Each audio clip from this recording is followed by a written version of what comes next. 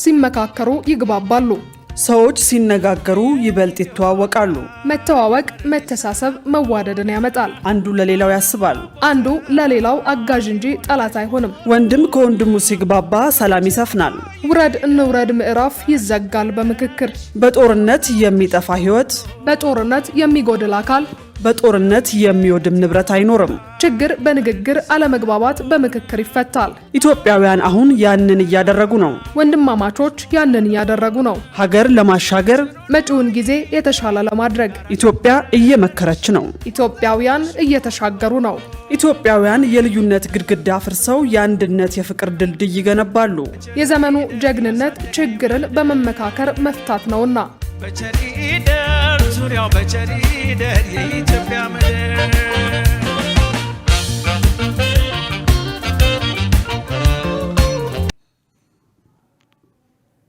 ሰላም ጤና ይስጥልን ውድ ተመልካቾቻችን ከኢሳት ነጻ የህዝብ ሚዲያ የሰዓቱን ዲጂታል ዜናዎች ይዤላችሁ ቀርቤያለሁ። ከዜናዎቹ ጋር መሰረት ባዩ ነኝ። አብራችሁን ቆዩ።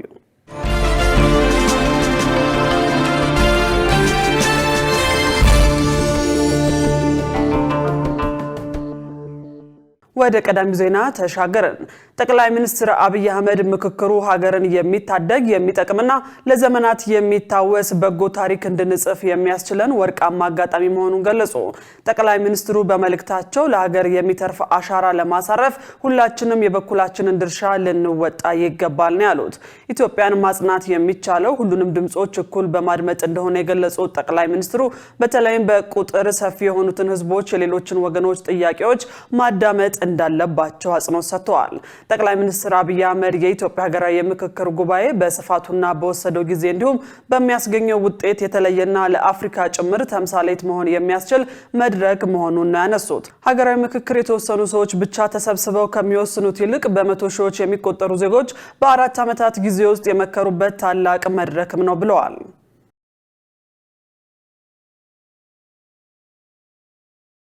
በተያያዘ ዜና የኢትዮጵያ ሀገራዊ የምክክር ጉባኤ ለሀገር እድገትና ለህዝቦች አንድነት መጠናከር መሰረት የሚጣልበት እንዲሆን የሃይማኖት አባቶች መልካም ምኞታቸውን ገለጹ።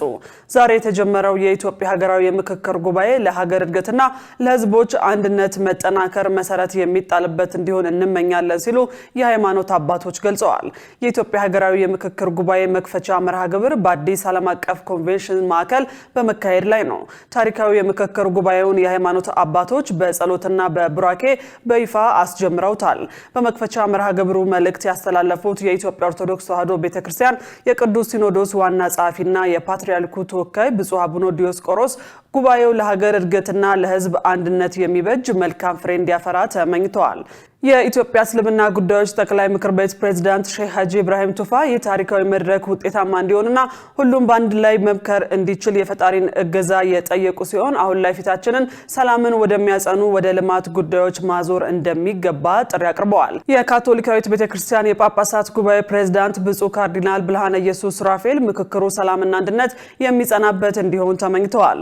በምክክር አማካኝነት ችግሮቻችንን በሙሉ በመፍታት በአርአያነት የምትጠቀስ ሀገር መገንባት እንድንችል ፈጣሪ ይርዳን ብለዋል። በተመሳሳይ የኢትዮጵያ ወንጌል አማኞች አብያተ ክርስቲያናት ካውንስል ፕሬዝዳንት ቄስ ደረጀ ጀንበሩ ይህ ጉባኤ ለሀገር ከፍታ የሚያመጣ ይሆን ዘንድ እያንዳንዳችን በማስተዋልና በጥበብ ልንሳተፍ ይገባል ነው ያሉት። የሰባተኛ ቀን አድቬንቲስት ቤተክርስቲያን ፕሬዝዳንት ፓስተር ታደሰ አዱኛ ፈጣሪ አንድነታችንን እንዲገነባ መልካም ምኞታቸውን የገለጹ ሲሆን መድረኩ የጋራ መግባባትና መቀራረብን የሚያጠናክር እንዲሆንም ተመኝተዋል። የኢትዮጵያ ሀገራዊ ምክክር ኮሚሽን ዋና ኮሚሽነር ፕሮፌሰር መስፍን አራያ በምክክሩ ታላቋን ኢትዮጵያ ማዕከል እናድርግ ሲሉ ጥሪ ያቀረቡ። ዋና ኮሚሽነሩ ለ4 ዓመታት ረጅም ጉዞ መደረጉን ጠቁመው 11 ኮሚሽነሮች ተሰይመውልን በብዙ ትጋትና ድካም ከባለሙያዎች ከድጋፍ ሰጪ ባለሙያዎችና ከመላው ኢትዮጵያውያን ጋር እዚህ ደርሰናል ያሉት በጉባኤው ማስጀመሪያ ባደረጉት ንግግር ጉባኤው የሀገርን የፖለቲካና የማህበራዊ ግንኙነት አቅጣጫ የሚያቀና ለቀጣዩ ትውልድ ጠንካራና አስተማማኝ ሀገር ለመገንባት የሚያስ የሚያስችል አዲስ የታሪክ ምዕራፍ የሚከፍት እንደሆነ ገልጸዋል። ኢትዮጵያ የረጅም ዘመን ታሪክ የሚያኮሩ ባህሎች የብዝሃነት ውበት ባለቤት ብትሆንም ይህንን ታላቅነቷን በዘላቂነት ለማስቀጠል እንቅፋት በሆኑ በርካታ የሐሳብ ልዩነቶችና አለመግባባቶች ውስጥ ማለፏን ተናግረዋል። ለዘመናት የዘለቁ የፖለቲካና የሥራ ጥያቄዎች ዛሬም ድረስ የዜጎችን ሰላምና የሀገርን አንድነት እየፈተኑ ይገኛሉ ብለዋል። ልዩነት ችግር አይደለም ያሉት ኮሚሽነሩ ችግር የሚሆነው በምክክር ፈንታ በግጭት በመገለልና በኩርፊያ እንዲሁም በኃይል ለመፍታት ሲሞከር እንደሆነም ገልጸዋል። ስር የሰደዱ ችግሮችን በኃይል በጊዜያዊ ማስታገሻዎችና በአግላይ ሂደት በዘላቂነት መፍታት እንደማይቻል ታሪክ አስተምሮናል ያሉት መፍትሄው ታማኝ አካታችና ግልጽ ሳይንሳዊ የሆነ ሀገራዊ ምክክር ማድረግ ብቻ እንደሆነ ገልጸዋል። ብዝሃነትን የምናጠፋበት ሳይሆን ልዩነታችን በሰለጠነ መንገድ ይዘን በጋራ መኖር የምንችልበትን ስርዓት የምንዘረጋበት ነው ብለዋል። የዛሬው ጉባኤ እርስ በርስ እንድንደማመጥ የሌላውን ህመም እንድንረዳ በየጊዜው የሚያመረቅዙ ትርክቶችንና የታሪክ ጠባሳዎችን እንዲሽሩ ለማድረግ በጋራ የወደፊት ዕጣ ፈንታ ላይ እንድንስማማ ትልቅ እድል የሚፈጥር ሀገራዊ ፈውስ የሚካሄድበት መሆኑን ተናግረዋል።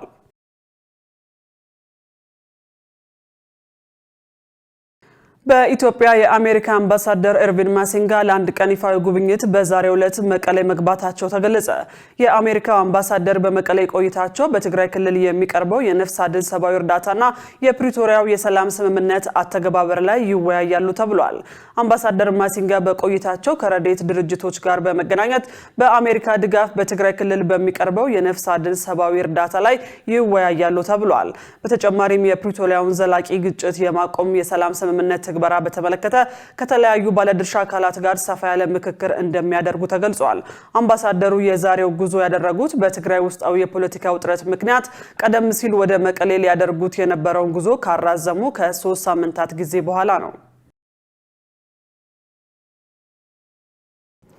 በክረምቱ የሚኖረው ዝናብ በሰሜን ኢትዮጵያ አካባቢዎች ላይ አነስተኛ እንደሚሆን ተገለጸ። በዚህ ምክንያት ህብረተሰቡ በቂ ዝግጅት እንዲያደርግ የኢትዮጵያ ሜትሮሎጂ ኢንስቲትዩት አስጠንቅቋል። ይሁን እንጂ አሁን ላይ የክረምት ዝናብ ባላገኙ አንዳንድ አካባቢዎች በሚቀጥሉት ቀናት የተሻለ ዝናብ እንደሚያገኙ ጠቅሷል። የዝናብ እጥረት በሚታይባቸው አካባቢዎችም በመጪዎቹ ቀናት የተሻለ የዝናብ መጠን ሊያገኙ እንደሚችሉም ኢንስቲትዩቱ በትንበያው አመልክቷል። እንዲያም ሆኖ በመጪዎቹ 10 ቀናት በአብዛኛው የዝናብ ተጠቃሚ አካባቢዎች የሚኖረው የዝናብ መጠን ከቀላል እስከ መካከለኛ ነው ተብሏል።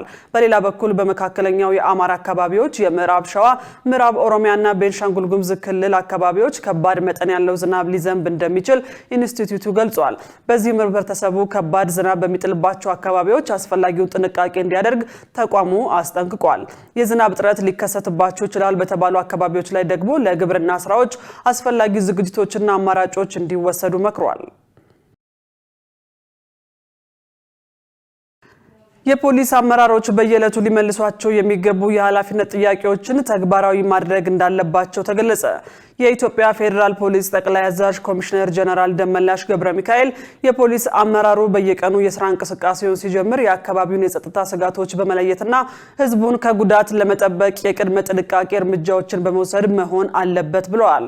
በተመሳሳይ የሰራዊቱን ዝግጁነትና ስልጠና በየጊዜው መገምገም የደህንነት ስጋቶችን ለመከላከል ወሳኝ መሆኑን አስረድተዋል። የወንጀል ምርመራ ስራዎች ከማንኛውም የሙስና ተግባር የጸዱ በሙያዊ ብቃት የታነጹና በማስረጃ ላይ የተመሰረቱ መሆናቸውን ማረጋገጥ ለፍትህ ስርዓቱ መረጋገጥ የማይተካ ድርሻ አለው ብለዋል።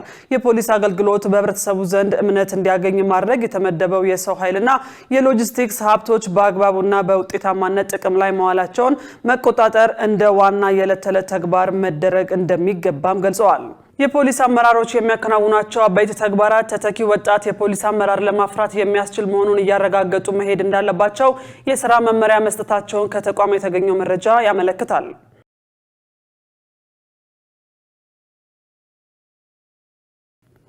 ወደ ውጭ ዜና ተሻገረን።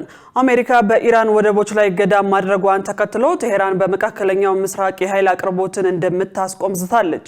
በሌላ በኩል የአሜሪካው ፕሬዝዳንት ዶናልድ ትራምፕ በኢራን ላይ የሚፈጸሙ ጥቃቶች እንደሚቀጥሉ ገልጸው ኢላማዎቹም የኃይል ማመንጫና ድልድዮች ይሆናሉ ብለዋል። ሸሪፍ ኢማም ጉዳዩን በዝርዝር ተመልክቶታል፣ እንደሚከተለው ያቀርበዋል። በአዲስ ዙር የአሜሪካ አየር ጥቃት ከ260 በላይ ሰዎች ጉዳት እንደደረሰባቸው የኢራን የጤና ባለስልጣናት አስታውቀዋል።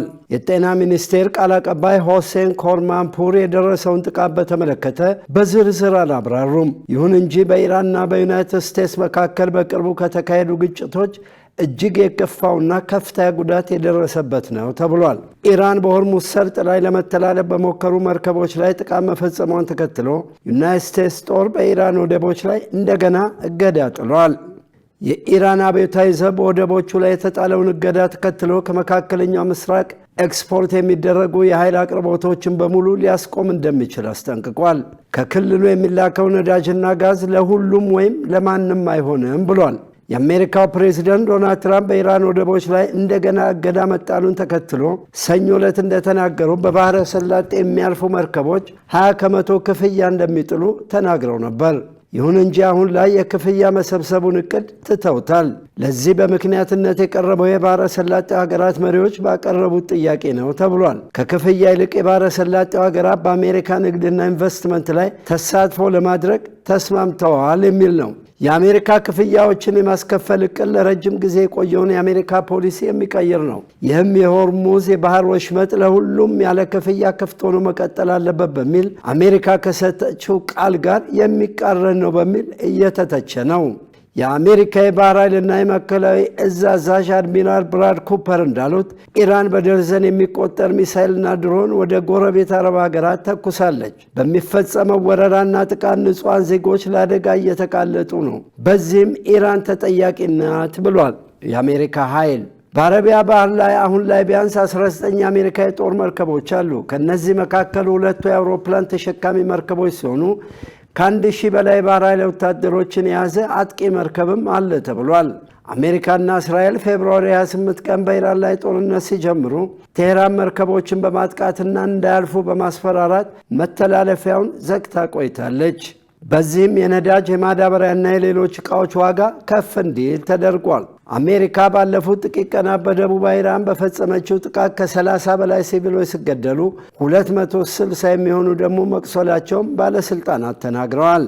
በዩናይትድ ስቴትስ በተተኮሱ 13 ሚሳይሎች በደቡባዊ ኢራን 7 ወታደሮች ተገድለዋል። ጦሩ ድርጊቱን ጠበኝነት እንደሆነ ጠቅሶ አጸፋዊ ምላሽ እንደሚሰጥ አስታውቋል። የኢራን አብዮታዊ ዘብ በባህሬን በኩዌትና በዮርዳኖስ ላይ የሚገኙ የአሜሪካ ወታደራዊ ሰፈሮችን ማጥቃቱና በባህሬን የሚገኙ የአሜሪካ 5ኛ የጦር ዋና መስሪያ ቤት ላይ ከፍተኛ ጉዳት ማድረሱን አስታውቋል።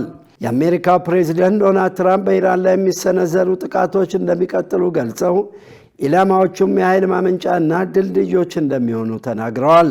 ዜናውን ስናዘጋጅ አሶሺየትድ ፕሬስ፣ አልጀዚራ እና ዘሂልን በመረጃ ምንጭነት ተጠቅመናል። ውድ ተመልካቾቻችን ከኢሳት ነፃ የህዝብ ሚዲያ ለሰዓቱ ያዝናቸው የዲጂታል ዜናዎች በዚህ ተጠናቀዋል። ከዜናዎቹ ጋር አብሬያችሁ የቆየሁት መሰረት ባዩ ነበር። ጥሩ ጊዜ ከኢሳት ጋር ሰላም።